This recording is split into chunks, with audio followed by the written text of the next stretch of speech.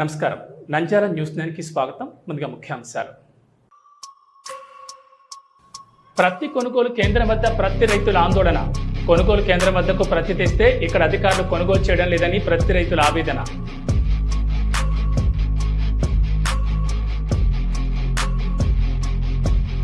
భర్త cell phone ఇవ్వలేదని ఆగ్రహంతో ఇటుకరాయితో ఆటో అద్దాలు ధ్వంసం చేసిన భార్య. లబోదీబోమంటున్న భర్త, ఆశ్చర్యానికి లోనైన ప్రజానీకం. రీఓపెన్ దరఖాస్తులను నాణ్యతతో క్లియర్ చేయండి. ఆడిట్ కేసులపై ప్రత్యేక దృష్టి సారించాలి. పీజీఆర్ఎస్లో 220 దరఖాస్తులు. జిల్లా కలెక్టర్ రాజకుమారి. సమగ్ర శిక్ష contract and outsourcing employees federation. సమగ్ర శిక్ష ఉద్యోగులకు హెచ్ఆర్ పాలసీ, ఎంటీఎస్ అమలు వెంటనే చేయాలి. పోరాట దీక్ష.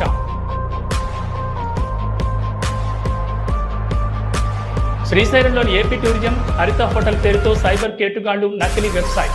మోసపోయిన నిర్వాహకుడు పోలీసులకు ఫిర్యాదు.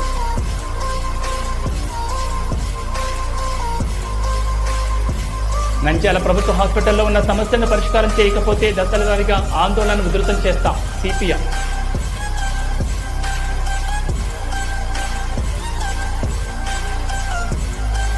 నంద్యాల సత్యసాయి కళ్యాణ మండపంలో జయంతోత్సవాలు. భగవాన్ శ్రీ సత్యసాయిబాబా ప్రజలకు ఆదర్శప్రాయులు. జిల్లా కలెక్టర్ జి రాజకుమారి వెల్లడి.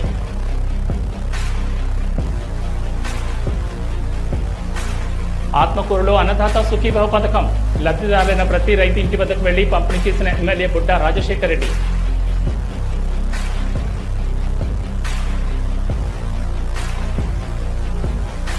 నంద్యాలలోని ప్రభుత్వ జూనియర్ కళాశాలలో ఉర్దూ కో ఎడ్యుకేషన్ కళాశాల రద్దు చేయాలని కలెక్టర్ కార్యాలయం వద్ద విద్యార్థుల ఆందోళన.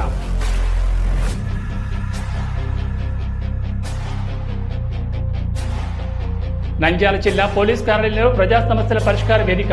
ప్రజల సమస్యలు 82 వినతులను స్వీకరించిన జిల్లా ఎస్పీ సునీల్ షోరా.